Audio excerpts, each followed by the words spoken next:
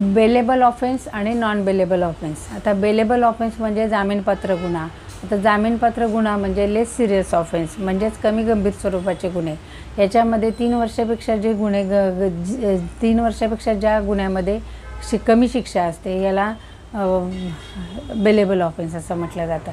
3 वर्षापेक्षा कमी शिक्षा अशा कोणत्या गुन्ह्यामध्ये असते की ज्याच्यामध्ये थेफ्ट आहे, डिफामेशन आहे, ट्रेसपास आहे, याच्यामध्ये 3 वर्षापेक्षा कमी शिक्षा असल्यामुळे त्याला बेल मिळू शकतो। तर बेल हा पोलिसांच्याकडूनही अशा गुन्ह्यामध्ये दिला जाऊ शकतो किंवा कोर्ट पण देऊ शकतं। तर मग याच्यामध्ये कोणते कोणते गुन्हे येतात तर थेफ्ट येते, नंतर ट्रेसपास, डिफामेशन अशा प्रकारचे गुन्हे याच्यामध्ये येतात।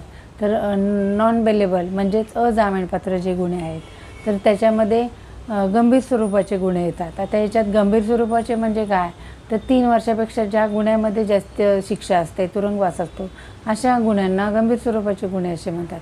तर मग याच्यामध्ये नॉन बेलेबलचाच अर्थ की या अशा प्रकारच्या गंभीर स्वरूपाच्या गुन्ह्यामध्ये याला जामीन मिळणार नाही।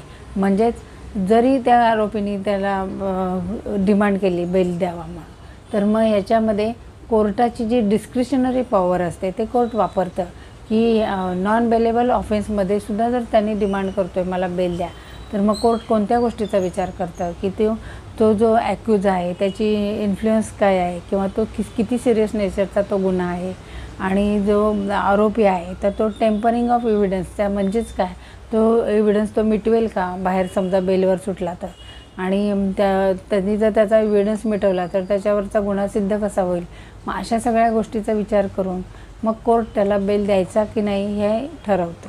तर मग याच्यामध्ये काय येतं तर रेप, डॅकॉइटी आणि मर्डर असे गंभीर स्वरूपाचे गुन्हे याच्यात येत असल्यामुळे याला नॉन बेलेबल ऑफेन्स असं म्हणतात। आता BNSS मध्ये शेड्यूल फर्स्टमध्ये bailable offence, non bailable offence, cognizable offence, non cognizable offence किंवा compoundable offence, non compoundable offence अशी ही त्याची लिस्ट दिलेली आहे आणि त्याच्याप्रमाणे आणि अशा प्रकारचे गुन्हे कुठला गुन्हा कुठल्या कोर्टात चालवायचं याची सगळी लिस्ट त्याच्यामध्ये दिलेली असते।